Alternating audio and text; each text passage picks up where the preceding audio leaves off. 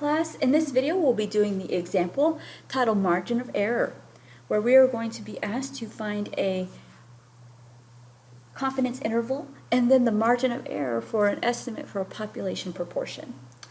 So in a random sample of 184 college students, 97 had part-time jobs. Find the confidence interval used to estimate the proportion of college students with a part-time job, and then find the margin of error for the 95% confidence interval estimate, and round your answer to 3 decimal places. All right, so the first thing I'm going to do is use my formula sheet, and I'm going to bring that up.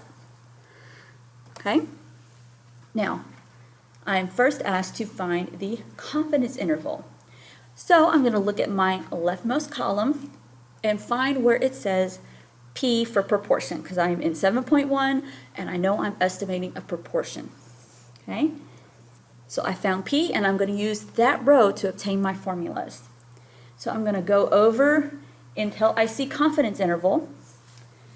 And when I get there, I notice that it says, to find a confidence interval, I'm going to take either P hat minus E for my lower confidence limit, or P hat plus E for my upper confidence limit, or I'm going to use my calculator and the 1 prop Z interval function.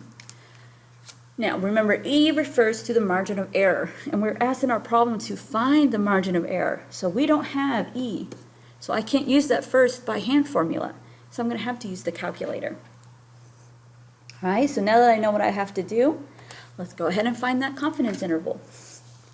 So for the old OS people, when you go to find the 1 prop Z interval function, it's going to take you back to the home screen, and it's going to look like this. So 1 prop Z interval, and they'll give you 1 parentheses, and then you're going to enter in X, N, and your confidence level.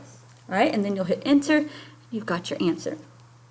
And I'm going to show you where to find that 1 prop Z interval, and in the process we'll work the problem and you'll see with the new OS what it's going to look like too. So what are X, N, and the confidence level? Well, X is the number of successes, so I need to figure out what a success is for this problem. Now it says, find the confidence interval used to estimate the proportion of college students with a part-time job. So I'm going to consider a success if a student has a part-time job. And in the first sentence, it says 97 had part-time jobs. So my X is going to be 97. The N is going to be the total of my sample or the total number of trials. And in this case, I'm told that we have a random sample of 184 students. So N is 184. And then my confidence level, it says, is the 95% confidence interval. So I'm going to take that and convert it to a decimal, and my confidence level is 0.95. So now I have 1 prop Z interval, parentheses, 97, comma, 184, comma, 0.95. Right? Now, let's go ahead and actually calculate that with the calculator. So to get to the 1 prop Z interval function, I'm going to hit Stat, and then tab 2 to the right until I see Tests.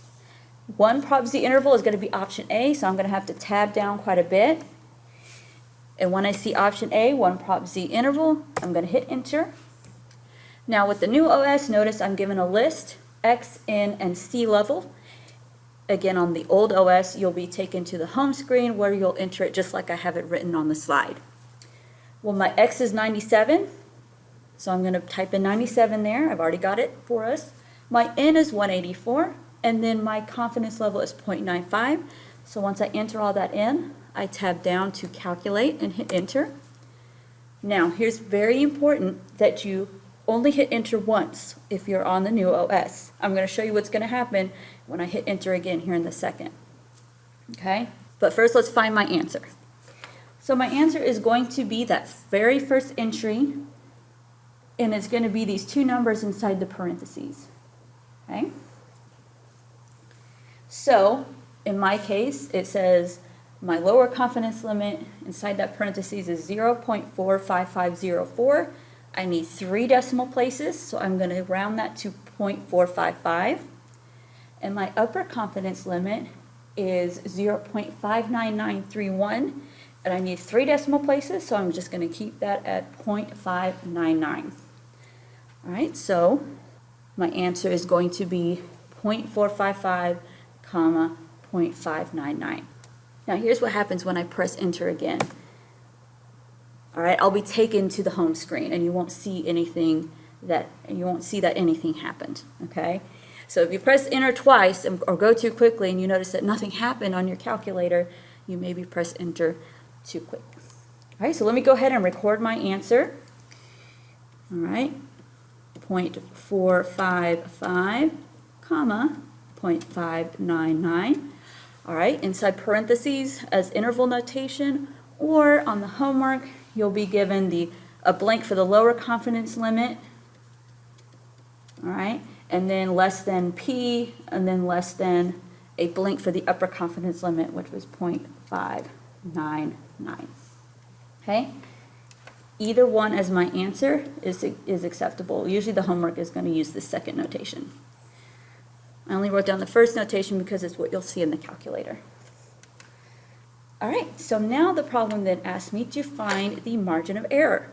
So again, I'm going to come over to my handy formula chart, and I'm going to look at that same P row, and the margin of error is right next to the confidence interval entry.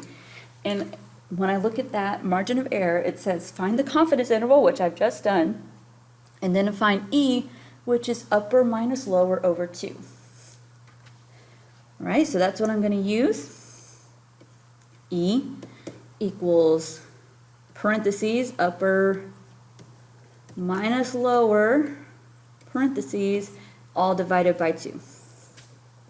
Okay, again, those parentheses when we put things in our calculator are very important for our order of operations. All right, so my upper for this example is 0.599.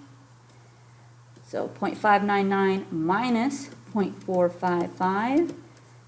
Put my parentheses and then over 2, and that I will put in the calculator, and I get 0.072, and that is my E, or margin of error. And you're done with the problem.